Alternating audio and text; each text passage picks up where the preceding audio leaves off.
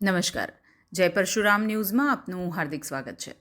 ડભોઈમાં Uma multi specialist હોસ્પિટલમાં doctor દ્વારા આયુષ્માન કાર્ડમાં મોટા કૌભાંડનો પર્દાફાશ.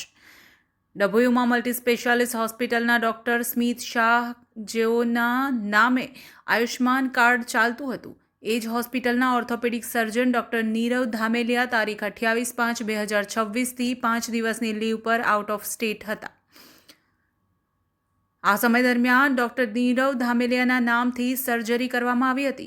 જ્યારે નરેન્દ્રભાઈ મોદીની સરકારે ગરીબોને આયુષ્માન કાર્ડના નાના મોટા ઓપરેશન તેમજ સર્જરી માટે ફ્રી આપેલ હોય, ત્યારે આવા ભ્રષ્ટાચારી ડૉક્ટરો આઉટ ઓફ રાજ્યોની બહાર હોય છે અને પોતાની હોસ્પિટલમાં ડોક્યુમેન્ટ પોતાની સહીથી આયુષ્માન કાર્ડ સાથે બહુ મોટું કૌભાંડ કરી રહ્યા હોય છે.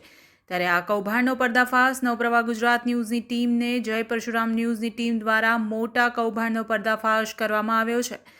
જ્યારે એ પણ જાણવા મળ્યું છે કે જે હોસ્પિટલ આયુષ્માન કાર્ડ દ્વારા ઓપરેશનને નાની મોટી સર્જરી કરે છે, તેના માટે નિયમ છે કે ઓર્થોપેડિક ડૉક્ટર કે સર્જન ડૉક્ટર ઓછામાં ઓછા 8 થી 10 કલાક તેઓની હાજરી હોસ્પિટલમાં હોવી જરૂરી છે.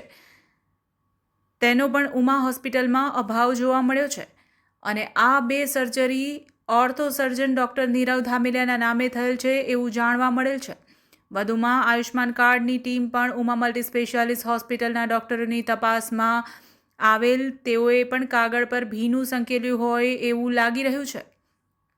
સરકારી નાણાંની ઉચાપત કરતા આવા ડૉક્ટરો સામે ઉમા મલ્ટી સ્પેશિયાલિસ્ટ હોસ્પિટલને પ્રશાસનને તાળાબંધી કરવી જોઈએ અને ડૉક્ટર સામે કડકમાં કડક કાર્યવાહી કરી તેને જેલ ભેગા કરવા જોઈએ. જય પરશુરામ ન્યૂઝ.